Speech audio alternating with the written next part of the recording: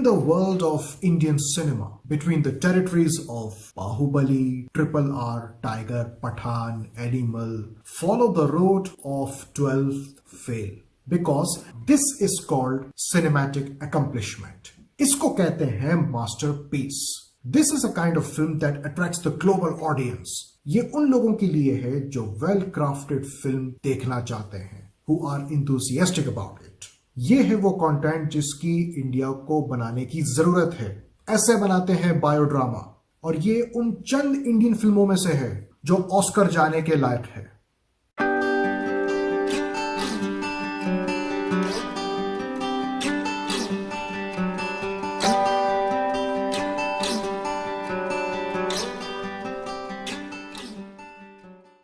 Hey everyone, the Dark Knaik is here. Chambal का एक लड़का अपने अहले खाना और अपने गांव को छोड़कर आईपीएस ऑफिसर बनने चला है. इस मुश्किल सफर में एक नाकाबिले तसव्वुर जिद्दोजहद उसकी जिंदगी का नज़्मुल ग़ैन पूरा करेगी, या तो उसके ख्वाबों को तार तार करके उसे मजबूरन अपने अहले खाना के पास वापस जाना होगा बिना वर्दी के. 12th Fail is adapted from Anurag Pathak's book with the same title that he published in 2019. ये एक सच्ची कहानी है. This is a non-fiction biography of Manoj Kumar Sharma, who set an example of determination and courage from extreme poverty to become the IPS officer. I think this was about time that one of the finest filmmakers of Bollywood, Vidhu Vinod Chopra, reintroduced us as a director. क्योंकि पिछली दो नस्लें विधु विनोद चोपड़ा को as a producer जानती हैं, जिन्होंने हमको मुन्ना भाई सीरीज और 3 इडियट्स से नवाजा. लेकिन मेरे जैसे फिल्म बफ्स इनको इसलिए अच्छी तरह जानते हैं क्योंकि इस आदमी ने हमको खामोश, परिंदा और 1942 अ लव स्टोरी दी. और इसमें से परिंदा is one of my 4 all time favourite films, और ये जिंदगी के उन चंद फिल्मों में से एक है जिसको मैंने अपनी हाईएस्ट रेटिंग 9.5 आउट ऑफ 10 दिया है. तो मुझे बेहद खुशी है कि इसकी 12th fail is now a sleeper hit, और इस फिल्म को देखने के बाद I know all the reasons why this film has done exceptionally well. So hear me out.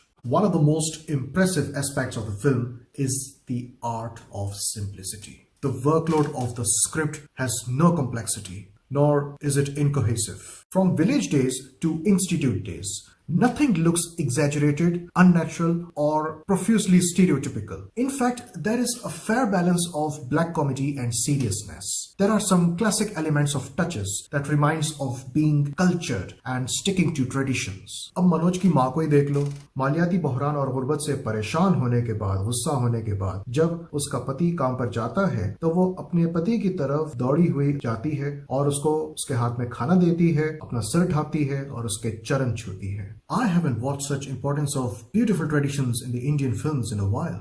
In fact, this was common in Indian films like 40 years ago. The point is, why all this has stopped? Why Bollywood has gone so much being westernized? Where are the traditions? Where are the Indian values in the film? The product is a fabulous raw. The content is original. The film is exciting. You can watch this film with your family. Can you believe it? You can watch a film with your family. इस film में एक kissing scene है और I think वो final cut में काट दिया है. सो या, you can watch a film with your family without even a danger of पुच. The film is very related and whoever watches it will grow on them. जैसे गौरी भैया का ट्यूशन सेंटर, ये वक्त हम सबको याद आएगा. एक छोटे से घर में एक प्राइवेट क्लास जिसमें ट्यूटर मैट्रेस पे बैठा हुआ दर्जनों बच्चों को पढ़ा रहा है जो जमीन पे बैठे हुए हैं और उसके कमरे से लेके कॉरिडोर तक फैले हुए हैं. जब मनोज प्रीलिम्स पास करता है तो वो अपने घर पे कॉल करता है, और यहाँ पे मुझे लगा कि शायद उसके घर में किसी का इंतकाल हुआ होगा, लेकिन ऐसा नहीं होता. But then it would have been very predictable and typically dramatic. या तो शायद असल में किसी का इंतकाल ही नहीं हुआ था जब मनोज ने अपने घर पे प्रीलिम्स पास करने के बाद कॉल की. Vidhu Vinod Chopra takes a lot of care in giving some captivating shots. मेरा फेवरेट शॉट था जब दोनों भाई ट्रैक्टर चला रहे होते हैं और फिर उसके बाद कैमरा ड्रोन जूम आउट होना शुरू होता है जब पुलिस उनको रोकती है अरेस्ट करने के लिए, और वो जूम आउट होता चला जाता है. It is a beautiful scene. Classroom से निकलने से लेकर ऑफिस तक पहुंचने का जो पूरा शॉट है डीएसपी दुष्यंत सिंह और स्कूल के प्रिंसिपल का, वो सब वन शॉट सीन था. It began with honey talk and ended with failed bribery. और जब पुलिस प्रिंसिपल को अरेस्ट करके स्कूल से निकलते हैं, you observe all the dark brown skinned uniformed students spectating. आप नोटिस ही नहीं कर सकते पहली बारी में कि मनोज कुमार शर्मा साहब कहाँ खड़े हैं. The director's vision distinguishes in brilliance depending on how is he willing to present a shot. There are numerous gathering and crowd of students and Manoj is mixed with them. He is the leading character but it just doesn't matter. Nowhere is he seated in the class in order. He is not taking the center stage for his being the leading character. Equaling him with the others signifies that he is one of the million stories fighting for their dreams. अब मैं इस film के 5 किरदारों के बारे में बात करना चाहता हूँ. पहले आते हैं मनोज की तरफ. This film is solely run by Vikrant Massey, who plays Manoj, the guy who keeps failing the test but never gives up. Celebrity की जिंदगी में एक ऐसा वक्त आता है जब उसको अपने एक काम की वजह से हमेशा याद किया जाता है. एंड आई थिंक विक्रांत मासी ने एक ऐसा काम कर लिया है जिसकी वजह से अब हम उसको हमेशा याद रखेंगे, और वो है 12th फेल. This is his best performance of his career so far. इससे पहले मैं समझता हूं कि इसकी बेस्ट परफॉर्मेंस थी अ डेथ इन द गंज में, बट नाउ 12th फेल, this is a splendid performance. मैं परफेक्ट नहीं कहूंगा, लेकिन परफेक्ट के नीचे जो भी डिग्री आती है, that's where his performance was.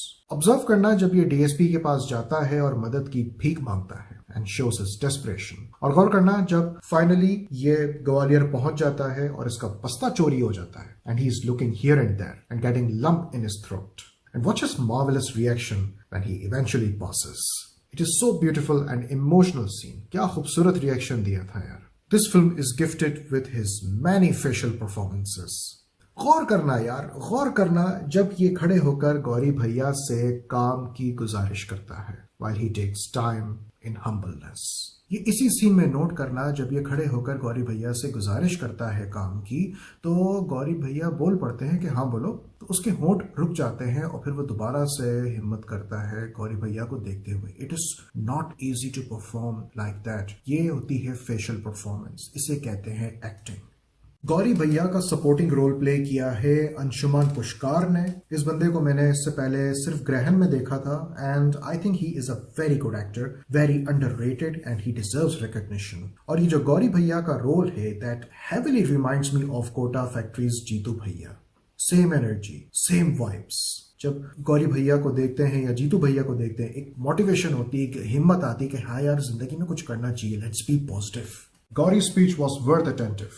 Straight up fact spoken. 12th fail has that distinctive motivation that propels you to never give up. You can feel that blood pumping when Gauri cheers up Manoj after failing and raises his voice. Restart. Thanks to this film, that restart is now a motivational word. Isse pehle to restart was pretty annoying for all the console gamers. Although there is immense importance of Shraddha, because not just that she is the heroine of the film, but like Manoj, she also became the officer. Medha Shankar did a fair job, but there must have been something about her character to bring it to audience instead of only being Manoj's love interest. Just like recently in Maestro, the film was based on Maestro, but also gave justice and importance to his wife. Talk about giving importance. Pritam's character, played by Anant V. Joshi, had more growth than Shraddha's character. Another UPSC aspirant who cannot afford disappointing his family, which was clearly visible in his phone calls with father. Those calls became intense with time. Every time he failed, Pritam was shown so lost in the call that he could not be disturbed while talking. And that's how he lost a girlfriend. With repeated failures and losing a girlfriend, he dropped his frustration on Manoj and almost jeopardized the other relation. I like how Vidhu used this character as an opposite case to Manoj. Someone who had money, phone, girlfriend, money enough to drink, but was lazy to struggle for the test. उसे इस बात का पछतावा है कि वो मनोज की तरह मेहनती नहीं था. वो हसरत, वो चाह, वो पैशन, वो स्पिरिट नहीं था. ये प्रीतम था जो उसको ग्वालियर से दिल्ली लाया. उसे तो इस टेस्ट के बारे में पता भी नहीं था और उसने उससे पहले टेस्ट क्लियर कर लिया. And that brought jealousy and made him look ignored. DSP Dushyant Singh का कैरेक्टर प्ले किया है प्रियांशु चैटर्जी ने. This character laid the foundation of Manoj's dream as his staunch loyalty with work set his mind to become ISP officer.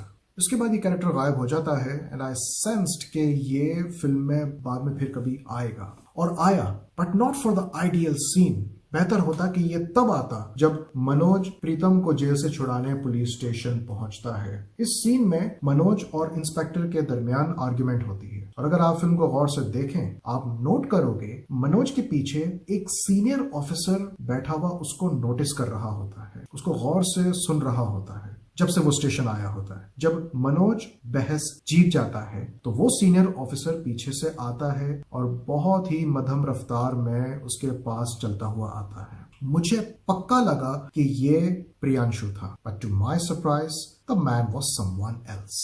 This could have been so heartfelt if this was DSP Dushyant Singh observing Manoj in a new avatar. ना मैंने किताब पढ़ी है और ना मुझे मनोज और उसकी पत्नी श्रद्धा जोशी के छोटे मोटे तफासिल के बारे में कोई इल्म है कि जैसे क्या मनोज ने बाथरूम धोए, या क्या उसने आटे की चक्की पर काम किया, या किसी दोस्त ने श्रद्धा के पिता को गलत इंफॉर्मेशन दी, या क्या उसका बस्ता गुम हो गया था या नहीं। मुझे इस बारे में कुछ नहीं पता। Accuracy is important and I totally understand the need of dramatizing and taking liberty where necessary. लेकिन जरूरी क्या है? जरूरी है वो बुलेट हाइलाइट्स। क्या मनोज गरीब था? हाँ था। क्या वो अपने अहले खाना को छोड़कर, अपने गांव को छोड़कर शहर आया? हाँ बिल्कुल आया। क्या वो बार बार टेस्ट फेल कर रहा था? बिल्कुल कर रहा था। क्या मनोज और उसकी पत्नी श्रद्धा जोशी में कोई प्यार का मामला था और फिर उसके बाद उनकी शादी हुई और ऑफिसर्स बन गए? बिल्कुल हुआ है सब। Vidhu Chopra also worked on the authenticity of the film to give a real feel. जो क्लास में आप टीचर देख रहे हैं वो असली यूपीएससी टीचर विकास दिव्याकृति हैं। विक्रांत मासी ने यह भी कंफर्म किया है कि कुछ जूनियर यूपीएससी एस्पिरेंट्स इस फिल्म में काम किए हैं। वो शायद वो सारे वो क्लास के स्टूडेंट्स थे, या उनमें से चंद होंगे, मुझे नहीं पता। जब श्रद्धा को गाना गाने का डेट दिया जाता है तो वो असल में गाती है। मुझे तो लगा था कि कोई प्लेबैक सिंगर यूज करेंगे और आवाज बिल्कुल बदल जाएगी, लेकिन ऐसा नहीं हुआ। और सिर्फ यही नहीं, पीछे असली मनोज और श्रद्धा बैठे हुए हैं। The extent of Manoj's poor background can be traced from his father's briefcase. 12th fail उन चंद बॉलीवुड फिल्मों में से एक है जिसने बैकग्राउंड स्कोर को ओवर यूज नहीं किया। ये मुझे हमेशा इस बात का शिकवा होता है कि बॉलीवुड फिल्मों में बिला वजह म्यूजिक बज रहा होता है, लेकिन इस फिल्म में आपको ज्यादातर सीन्स में म्यूजिक नहीं सुनाई देगा, और अगर सुनाई दिया तो वो होगा classical Indian music that gives typical Indian sophisticated touch. और लव केमिस्ट्री का तो जवाब ही नहीं। विधु विनोद चोपड़ा की फिल्म मेकिंग में लव केमिस्ट्री दिखाना एक खास किस्म की क्वालिटी रही है। 12th fail doesn't look like some typical Bollywood film. It looks like some international project by multiple European American production companies collaborating for a project based in India. In the world of Indian cinema, between the territories of Bahubali, Triple R, Tiger, Pathan, Animal, follow the road of 12th fail. Follow the road of 12th fail. Because this is called cinematic accomplishment. इसको कहते हैं masterpiece. This is a kind of film that attracts the global audience. ये उन लोगों के लिए है जो well crafted film देखना चाहते हैं, who are enthusiastic about it. ये है वो कंटेंट जिसकी इंडिया को बनाने की जरूरत है। ऐसे बनाते हैं बायोड्रामा, और ये उन चंद इंडियन फिल्मों में से है जो ऑस्कर जाने के लायक है। 12th Fail is a tale of struggle and the most ideal storytelling about the magnitude of hard work that paid off. 12th Fail is an inspiration for all the generations. If someone feels low and needs to lift their spirits, recommend them 12th Fail. I'm Sunny Naik.